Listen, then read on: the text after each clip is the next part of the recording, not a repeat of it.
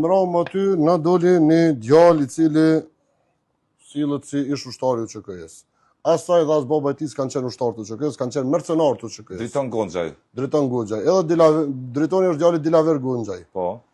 Të dytë kanë qenë të paguar nga ushtria shërimtare e Kosovës. Po. Bile në një njoftim nga komandant Plaku, njëri nga Gjeladin Gashi, njëri nga 4 themeluesit të ushtrisë shërimtare të Kosovës, thot, në datën 14 prill 1999, në qendrën stërvitore të UÇK-s në Helshan, erdhën si vullnetarë për luftën për shlirimin e Kosovës 4 oficera të ushtrisë shqiptare dhe konkretisht Arçil Mandro, Ermir Begaj, Driton Dyrmishaj dhe Agim Sallku.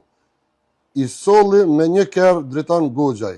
Ai është djali Dilaver Gonxhaj, aktualisht vullnetar në luftën e Kosovës në shtabin e përgjithshëm të UÇK-s. Si pjesëtar i këtij shtabi, oficerët e ardhur nga ushtria shqiptare punojnë për përkushtim të veçantë për përgatitjen e forcave të UÇK-s. Po. Ta e kanë sjell për mi përgatit ushtrinë shërimtare të Kosovës. Do të thotë nuk kanë ardhur vullnetar, kanë ardhur me pagesë. Po, tash ti tregoj edhe faktet. Por këtu është edhe një veçantë tjetër.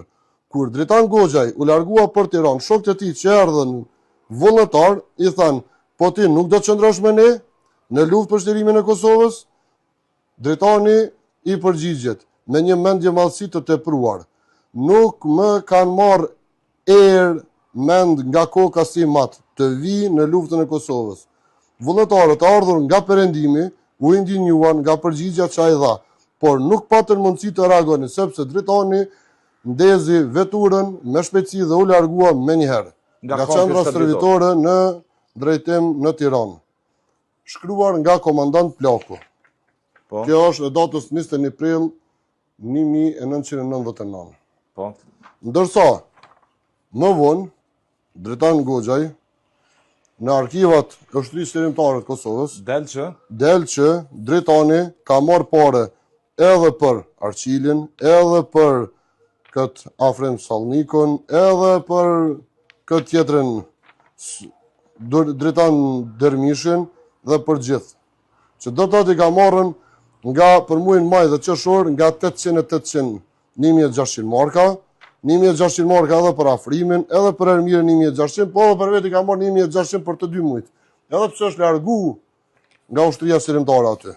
To janë të dyjat pagesat, është tabela që ka marrë korrespondencë. Kjo thotë se është UÇK në çdo studi. Jo, kjo është mercenar i pagum i UÇK-s. Nuk është UÇK, nuk ka qenë vullnetar. Ka refuzuar me shku në luftë, edhe kjo i ka sjell vetëm këta si vullnetar, se tash ti nuk e di më i kanë marrë këta parë ose si kanë marrë parë. Ata i kanë marrë ky për veti. Kjo pagesë që është marrë prej tij është me datën 25 maj 1999. Gati 1 muaj nga dorëzimi i njerëzve aty.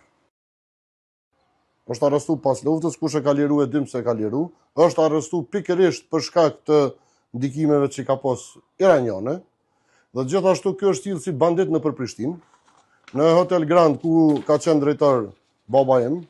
Ky ka ardhur disa herë aty me shkorpiona, me kalashnikova, duke tentuar me kërcënu edhe qytetarët edhe musafirët që kanë ardhur.